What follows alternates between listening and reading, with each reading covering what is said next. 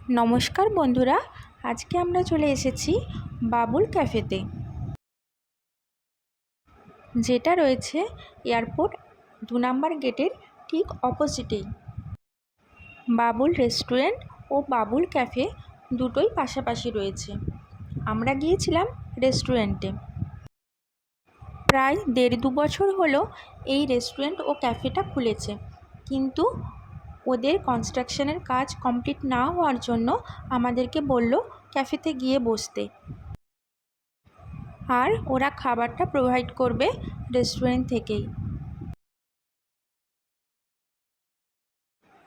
আমরা ওখানে গিয়েছিলাম লাঞ্চের জন্য,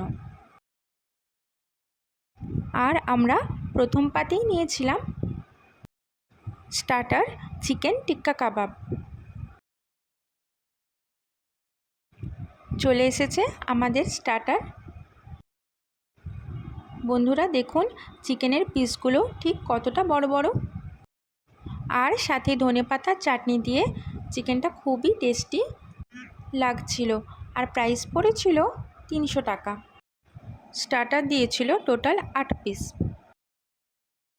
আর মেন কোর্সে নিয়েছিলাম ধনিয়া চিকেন 4 পিস দিয়েছিল। খেতে ছিল সম্পূর্ণ ডিফারেন্ট টেস্টের, খুবই সফট আর টেস্টি। এর মধ্যে 2 পিস বড় বড় লেগ ছিল। প্রাইস পড়েছিল 250।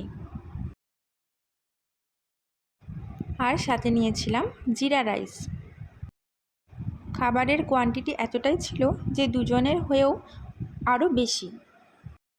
এটার প্রাইস পড়েছিল 125 টাকা।